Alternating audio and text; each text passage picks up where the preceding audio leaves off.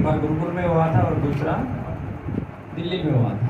उसका जो मूल उद्देश्य ये था कि कैंसर के ऊपर कोई एक ऐसी सार्थक टीम बने, सकारात्मक टीम बने जो पूरे विश्व को कोई समाधान दे कैंसर का, कैंसर के कारण भी बताए, उसका एक अच्छा सोल्यूशन भी दे और लोगों को ना हो उसके लिए भी कार्य करे, और जो हो के ठीक हो जाते हैं और दोबारा से जो रिपीट करता है उसके लिए भी वो काम करे।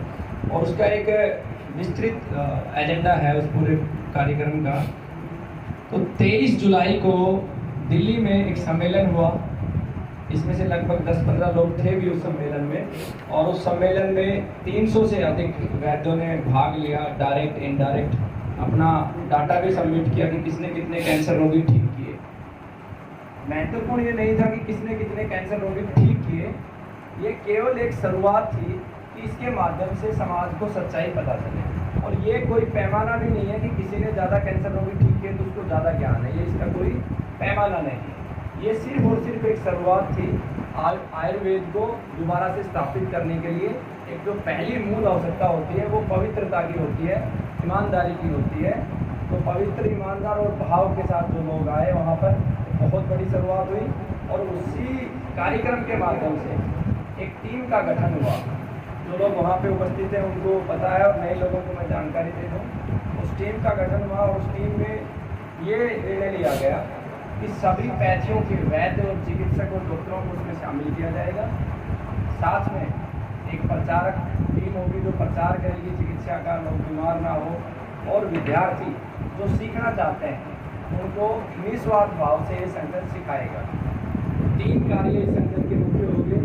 पहला, रोगियों को ठीक करना, दूसरा आयुर्वेद का और हमारी चिकित्सा पद्धतियों का प्रचार प्रसार करना, और नए विद्यार्थी तैयार करना, नए वैद्य तैयार करना, ज्ञान देना उनको, जिससे कि वो सीख के आगे समाज में जागृति कर पाएँ। उसी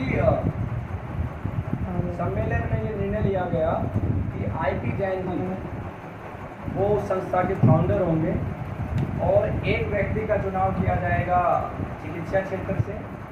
पहले जो टीम बनेगी संगठन की, जो रजिस्ट्रेशन और बाकी प्रक्रिया करवाएगी, एक उसमें ऐसा व्यक्ति होगा जिसने कैंसर को हराया और उसका विजन भी है कि आगे वो समाज के लिए कुछ करना चाहता है। एक ऐसे व्यक्ति होते हैं जो कैंसर अपना ठीक हो गया चुपचाप घर जाके बैठते।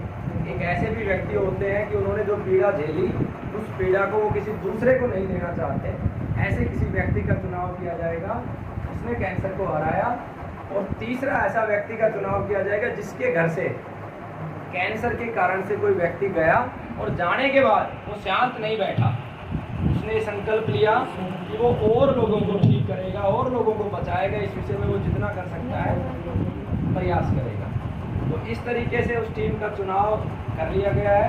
28 तारीख को ईश्वर की कृपा से उसका रजिस्ट्रेशन हो जाएगा, अगर सब ठीक रहता है तो।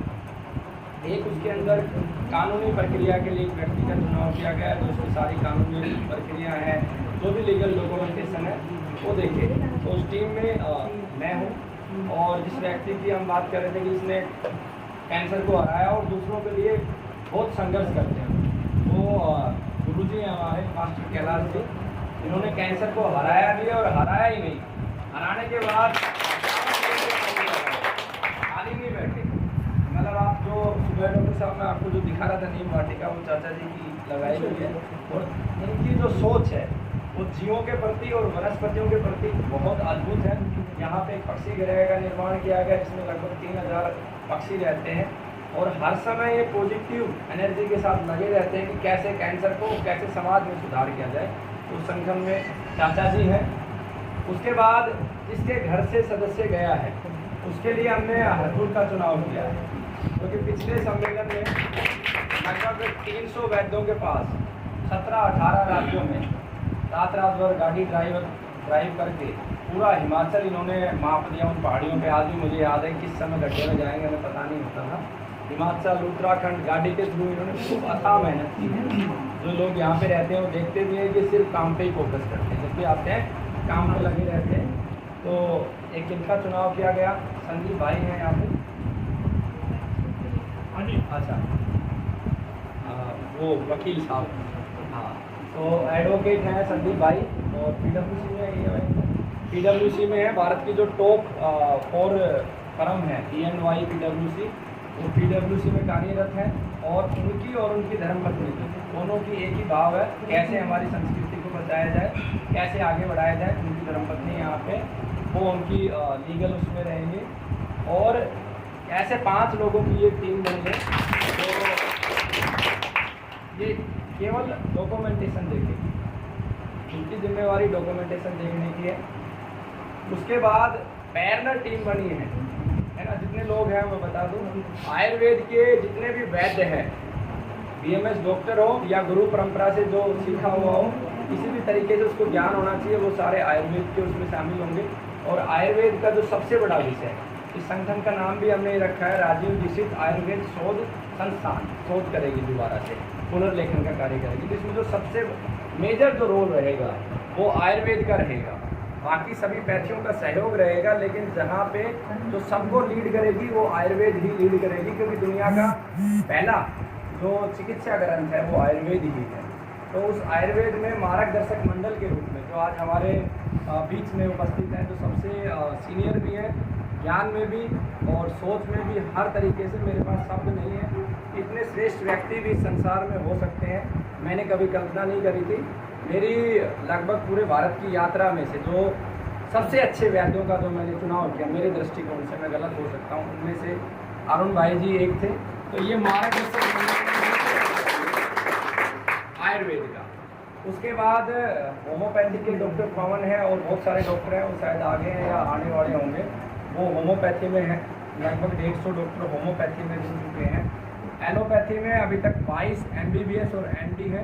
उनमें बहन जी है MBBS MD, पर खड़ी हो जाए, वो भी उसका हिस्सा है। MBBS और MD होते हुए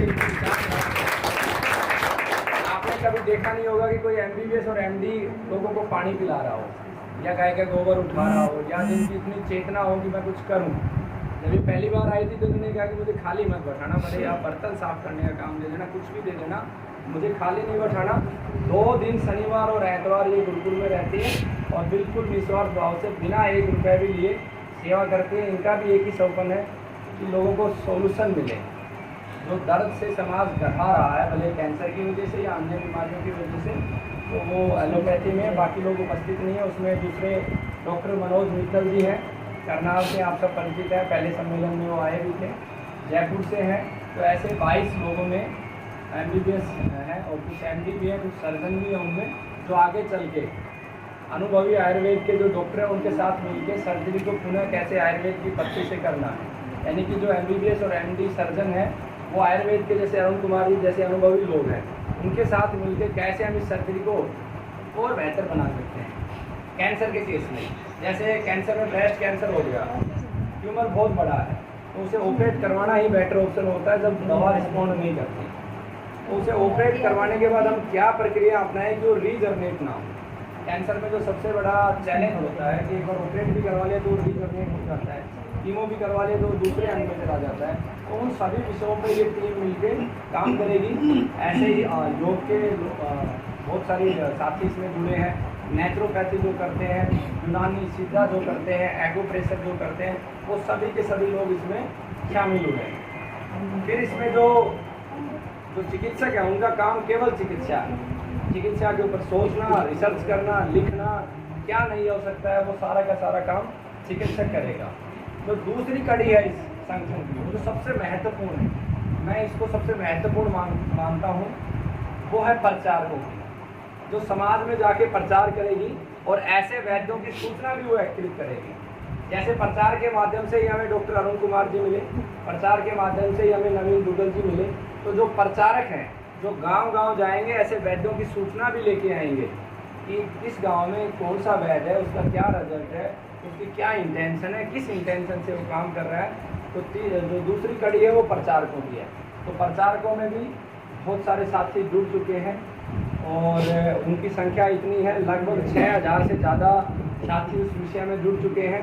और मेरी उम्मीद है कि 30 नवंबर के बाद उसके अंदर संख्या और तेज़ी से होगी। जैसे मुख्य रूप से प्रचारकों में संदीप भाई जी हैं दिल्ली से,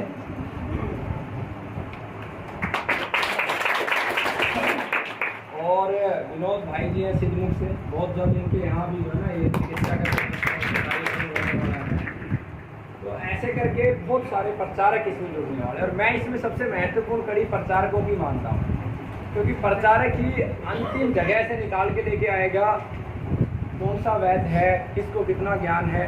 भारत में अभी भी ज्ञान छुपा पड़ा है, जो हम यूट्यूब पे देखते हैं या सोशल मीडिया पे देखते हैं वो सत्य नहीं है, उसमें असत्य ज़्यादा है, सत्य कम है। तो ऐसे योग्य वैद्यों की तलाश करके लेके आना। अगर हम सोशल मीडिया के माध्यम से देखेंगे तो शायद अरुण भाई जी का नाम आपको कहीं दिखाई नहीं देगा, लेकिन ज्ञान के रूप में हम देखें तो जिन लोगों को हम भगवान मान रहे हैं, चिकित्सा क्षेत्र का भगवान मान रहे हैं, उनको ज्ञान की ABCD भी नहीं पती, क्योंकि टोटल जो मार्केटिंग का खेल चल रहा है मीडिया के माध्यम से, पेड मीडिया के माध्यम से। मैंने पीछे हनुमानगढ़ में कहा था तो पहली बार मेरे मस्तिष्क में विचार भी आया था। हमारे एक रोगी हनुमानगढ़ से जो ठीक हुए हैं, उन्होंने एक शिविर रखा था, तो मेरे मस्तिष्क में एक बात आई थी कि जब जब सेवा की व्यवस्था में पूंजी घुस जाती है, पूंजी प्रधान हो जाती है, तो विनाश ही विनाश होता है। और इस संगठन का जो मूल सार है वो यही सार है कि जितनी भी हमारी सेवा की व्यवस्था है, मूल रूप से चिकित्सा की जो सेवा की व्यवस्था है, उसमें पूंजी प्रधान हो गई, और पूंजी आज नेतृत्व कर रही है प्रत्येक डॉक्टर का, प्रत्येक चिकित्सक का, वो निर्धारित कर रही है।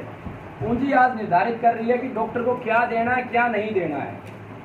यानी कि आज डॉक्टर निर्धारित नहीं कर पा रहा है कि सही चिकित्सा क्या होनी चाहिए। जो जितना मैं महसूस करता हूँ, बड़े बड़े हॉस्पिटल हैं, डॉक्टरों को टारगेट दिए जाते हैं, डॉक्टर खुद भी असेसमेंट नहीं कर पाते। तो उस व्यवस्था को तोड़ने का, उस व्यवस्था का कुचक्कर को तोड़ने का जो कार्य है वो ये संगठन करेगा।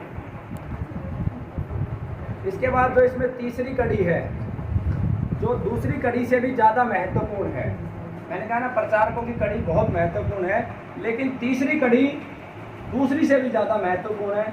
तीसरी कड़ी है विद्यार्थियों की।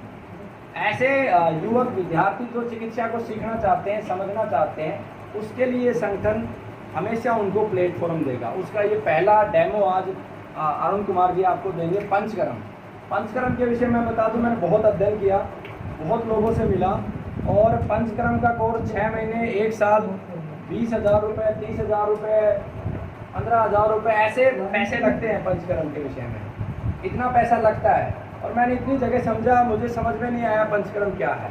और जब मैं डॉक्टर साहब से मिला, इन्होंने मुझे बहुत सरलता से, मुझे भी पंचकर्म नहीं आता था, है ना, बहुत सरलता से मुझे कुछ ही मिनटों में बहुत कुछ समझा दिया।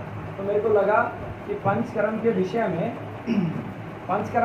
में हमें एक शिविर करना चाहिए, जिससे क्योंकि ये विद्या लुप्त हो रही है इस समय। पंचकर्म आप देखोगे साउथ में कुछ बचा हुआ है, केरल में, और वो काफ़ी फेमस भी है, पूरे विश्व से लोग पंचकर्म करवाने के लिए आते हैं केरल। तो मेरी मन की जिज्ञासा थी कि मैं ज़्यादा से ज़्यादा लोगों को सिखाऊँ ये पंचकर्म, सीख के वो अपने अपने क्षेत्र में ज्ञान ले, अनुभव ले, और ये ज्ञान कभी खत्म ना हो। तो उसी कड़ी में आज डॉक्टर साहब आए हैं हमारे बीच में, और जैसी हमारी परंपरा है, भारतीय संस्कृति की जो परंपरा है, उसी परंपरा की कड़ी के तहत मैं निवेदन करूंगा डॉक्टर साहब से कि एक बार वो यहाँ आए। और मैं सर्वप्रथम हमारे संगठन के मार्गदर्शक कहें या सर्वे सर्वा कहें, हमारे चाचा जी, तो मैं निवेदन करूंगा कि एक बार आके डॉक्टर साहब का मान सम्मान करें। साथ में मैं विनोद भाई से भी निवेदन करूंगा कि एक बार आके डॉक्टर साहब का मान सम्मान करें।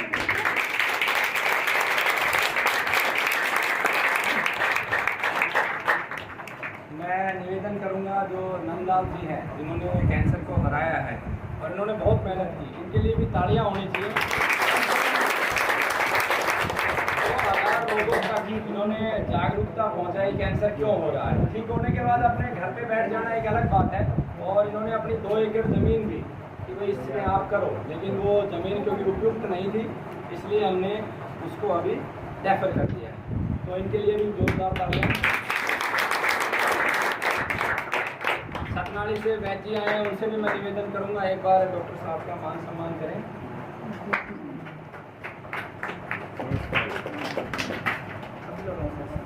वीरेंद्र भाई है, हमारे गांव के हैं, और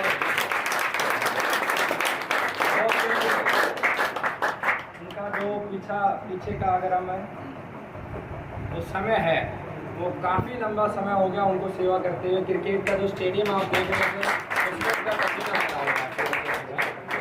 और मैं संदीप जी से निवेदन करूंगा कि वो भी एक बार आए।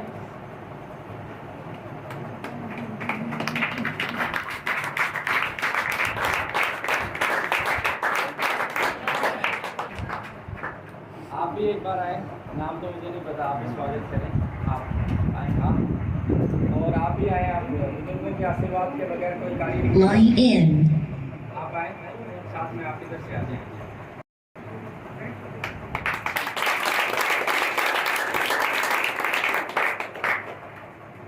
और अंत में